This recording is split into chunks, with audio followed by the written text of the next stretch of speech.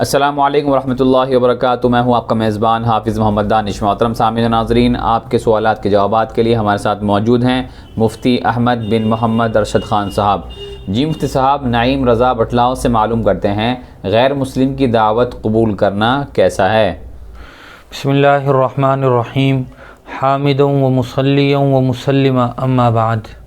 جی ہاں، غیر مسلموں کی دعوت قبول کی جا سکتی ہے بشرطے کہ وہ کوئی ایسا مخصوص کھانا نہ ہو جو دیوی دیوتاؤں کے نام پر چڑھایا گیا ہو، یا غیر اللہ کے نام پر اللہ کے علاوہ کسی اور بت کے نام پر اس کھانے کی منت مانی گئی ہو۔ اگر ایسا کھانا ہے تو پھر کھانا جائز نہیں ہوگا۔ اسی طرح غیر مسلموں کے مذہبی تہوار، ریلیجیس پروگراموں میں بھی شرکت کی اجازت نہیں ہے، اور تہوار وغیرہ کے موقع پر اگر وہ کوئی مٹھائی یا کھانا وغیرہ پیش کریں یا دعوت کریں تو اگر وہ بھی کوئی غیر اللہ یا بت وغیرہ کے نام پر چڑھا ہوا نہیں ہے تو پھر کھانا کھانے کی گنجائش ہوگی۔ اسی طرح ان کھانوں میں کوئی حرام اور ناپاک چیز کی ملاوٹ نہ ہو تو کھانے کی گنجائش ہوگی۔ اسی طرح اگر کوئی غیر مسلم ایسا ہے جس کا لین دین صرف سودی کاروبار کا ہے، یا یہ کہ شراب بیچنے کا کاروبار ہے، تو پھر ایسے غیر مسلم کی دعوت بھی قبول کرنا جائز نہیں ہوگا۔ ان چیزوں کو چھوڑ کر اگر کوئی دعوت کرتا ہے تو پھر دعوت قبول کرنے کی گنجائش ہوگی۔ پرویز خان کا سوال ہے، شادی کی سالگرہ منانا اور اس کی دعوت کھانا اور کھلانا کیسا ہے؟ جی ہاں، شادی کی برسی منانا، اسی طرح جنم دن برتھ ڈے منانا، یہ شریعت اور سنت کا حصہ نہیں ہے۔ ایسی چیزوں میں پڑھ کر اپنا وقت ضائع کرنا اور مال ضائع کرنا اور دوسروں کو ایسی دعوت پر بلانا، یہ سب غیر اسلامی طریقہ ہے۔ ان چیزوں سے بچنا اور پرہیز کرنا چاہیے۔ محمد عارف کا سوال ہے، ایک شخص کے پاس 1 جنوری کو 1 لاکھ روپے آئے اور دسمبر کے مہینے میں 2 لاکھ روپے آئے، تو 1 جنوری کو اس پر 1 لاکھ کی زکوٰۃ دینا فرض ہے یا بقیہ 2 لاکھ کی بھی؟ اس کی وضاحت فرمائیں۔ جی ہاں، مذکورہ سوال کا جواب یہ ہے کہ اس شخص پر 3 لاکھ روپے کی زکوٰۃ واجب ہوگی۔ اس کو زکوٰۃ کی اصطلاح میں حولان حول یعنی سال گزرنا کہتے ہیں۔ بعض دوست و احباب یہ سمجھتے ہیں کہ ہمارے پاس آنے والے ہر روپیے پر سال گزرنا ضروری ہے، حالانکہ ایسا نہیں ہے۔ سال گزرنے کا اعتبار وہ سال کے اول اور آخر کا اعتبار ہوتا ہے۔ یعنی مثال کے طور پر مجھ پر 1 جنوری کو زکوٰۃ فرض ہوئی اور آج میرے پاس 1 لاکھ روپے ہیں۔ آئندہ جب 1 جنوری آئے گی تو اس دن میرے پاس جتنے پیسے ہوں گے ان سب پر زکوٰۃ ہوگی، چاہے 2 دن پہلے ہی میرے پاس 2 لاکھ روپے یا 4 لاکھ روپے آئے ہوں۔ اسی طرح اگر کسی آدمی کے پاس 1 جنوری کو 1 لاکھ روپے تھے، لیکن بیچ میں جون میں آ کر جولائی، اگست یا کسی بھی مہینے میں آ کے وہ آدمی بالکل کنگال ہو گیا، لیکن جب 1 جنوری آئی تو پھر اس کے پاس 2 لاکھ روپے 4 لاکھ روپے تھے، تو جتنے بھی اس دن ہوں گے جس دن سال ختم ہو رہا ہے ان سب پر زکوٰۃ واجب ہوگی۔ جس دن زکوٰۃ واجب ہوتی ہے اس دن اور جس دن سال مکمل ہوتا ہے اس دن آدمی کے پاس کتنے پیسے ہیں ان سب پر زکوٰۃ واجب ہوتی ہے۔ اگر بالکل نہیں ہے تو زکوٰۃ واجب نہیں ہوگی، اور جتنے بھی ہیں ان سب پر زکوٰۃ واجب ہوگی۔ درمیانی سال میں ہمارے پاس کتنے پیسے آئے گئے ان کا اعتبار نہیں ہوگا، لہذا 1 روپیے پر سال گزرنا ضروری نہیں ہے، بلکہ سال مکمل ہونے پر جتنے پیسے ہمارے پاس موجود ہیں ان سب پر زکوٰۃ واجب ہوگی۔ ایک صاحب کا سوال ہے، بیت الخلاء یعنی ٹوائلٹ کے دروازے پر بیت الخلاء میں داخل ہونے کی دعا لکھنا کیسا ہے؟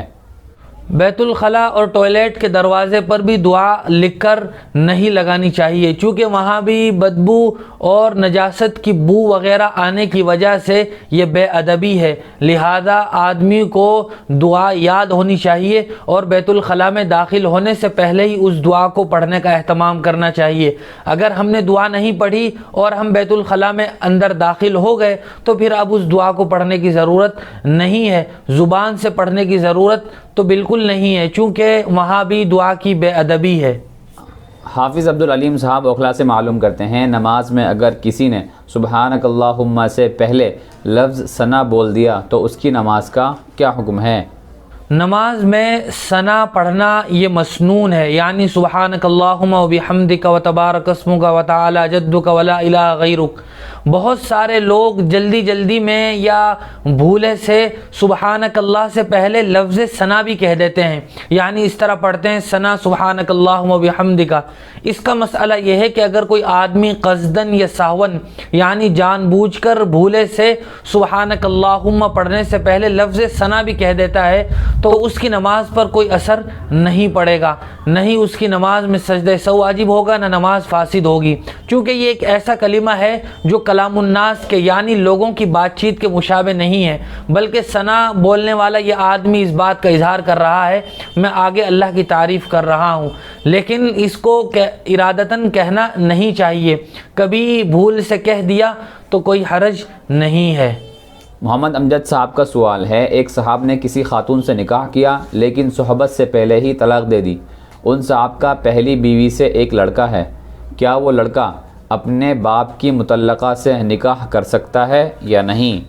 مذکورہ سوال کا جواب یہ ہے کہ لڑکے کے لیے اپنے باپ کی بیوی یعنی منکوحہ سے نکاح کرنا جائز نہیں ہے، چاہے باپ نے صحبت کی ہو یا نہ کی ہو، چونکہ قرآن مجید میں اللہ تبارک و تعالی ارشاد فرماتے ہیں وَلَا تَنْكِحُوا مَا نَكَحَ آبَاؤُكُمْ، یعنی تم ان خواتین سے نکاح مت کرو جن سے تمہارے والد نے تمہارے باپ نے نکاح کیا ہو، اب چاہے اس کے ساتھ صحبت کی ہو یا نہ کی ہو، بیٹے کے لیے اپنے باپ کی منکوحہ سے نکاح کرنا جائز نہیں ہے۔